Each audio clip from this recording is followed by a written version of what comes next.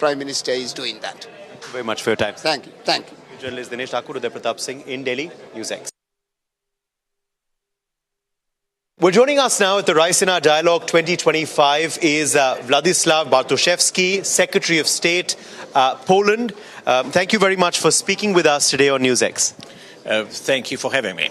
Let me begin by talking to you about the big news of last evening. Finally, President Trump of the United States of America and President Putin of Russia have spoken. What do you make of the conversation and the outcome so far, sir? Well, I don't know all the details yet because I was busy here at the conference till quite late. It's good that they spoke. It's good that President Putin agrees in principle to a ceasefire.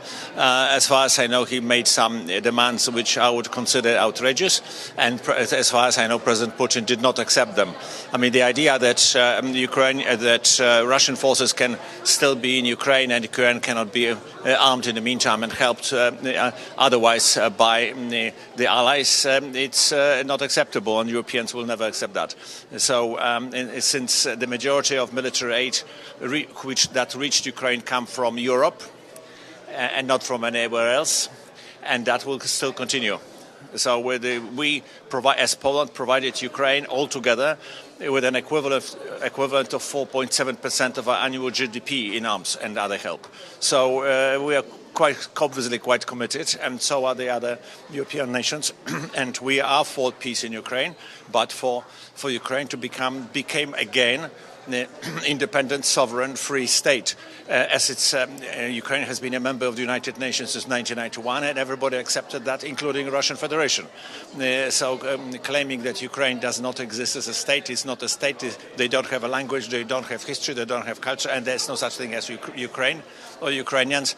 It's not acceptable to anybody, to anyone. I'd like to remind the viewers that the so-called Rammstein format, which is a format to help Ukraine militarily, consists of over 50 countries from various continents. So we haven't changed our mind. Ukraine has to be a free, independent state. Okay. But also, as you said, of course, it will take time because some of the conditions you don't agree with. But the fact that this dialogue has started, the fact that Vladimir Putin has said that he's open to the 30-day ceasefire, is that a good sign? Do you see, these peace efforts leading to peace in the region, perhaps this year itself?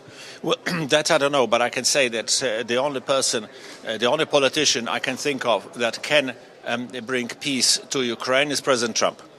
Because he is quite an unconventional politician, but it's very firm. He's got a clear agenda, and he wants to get it. He wants to get it soon. So if he's not getting what he thinks it should be, he's prepared to use quite a lot of persuasion and pressure. So I think he's already jolted the Europeans to spend enough money on defense so they don't have to rely unduly on the United States. We will not break the transatlantic links and alliance, but we can be a stronger member in Europe, which is something which 4 other presidents wanted before President Trump, and only he achieved. So yes, in that sense, I'm hopeful that President Trump can bring peace to the region. Well, Prime Minister Modi had, of course, visited Poland before he visited Ukraine. Where do you see India-Polish relations going ahead? And also, how do you react to India's position on the war as well, and the efforts that Prime Minister Modi has made as well for peace? First of all, the relationship between India and Poland are fantastic. I had the honor to accompany Prime Minister Modi during his entire visit in Poland and participated in various meetings. He made a great impression. He signed a strategic partnership. He was very well received, and we are now trying to implement the action plan which was signed there, because strategic partnership is one, and then you have to do something. So that's what we started doing. I had a meeting yesterday with Secretary Lal, Secretary West, and we planned various actions, various meetings, and next month we are sending the Deputy Prime Minister of Poland here to some discussions, and there will be many other meetings. So relations are very good and going to get stronger. not only politically but also economically in the exchanges. I mean, believe it or not, very shortly an Indian astronaut and Polish astronaut are going to fly into space together. This is quite an unusual because India is very strong in space innovation, and Poland produces various parts of satellites for various nations. So it's a very interesting cooperation. Prime Minister Modi has already played a role in securing peace because he was one of the actors, not the only actor, but one of the actors who spoke to President Putin, dissuading him from using tactical nuclear weapons. So that was well received. I mean, so we certainly hope that President Putin will listen to Prime Minister Modi, who advocates for peaceful solutions, but he also advocates for sovereign states without change of borders. Yes, in fact, you spoke about astronauts. There's also relief. Sunita Williams is back on Earth.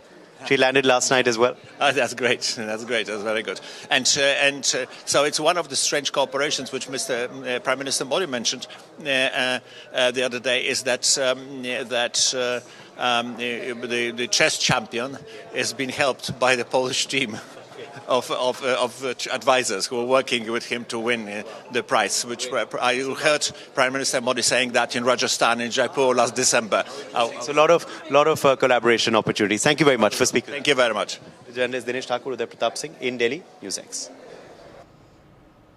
All right, that was of course my colleague Uday reporting from the Raisina dialogue in the national capital. We will continue to track further news and updates for all of you, but due to paucity of time, we must slip into a quick short break. Stay tuned on NewsX for more.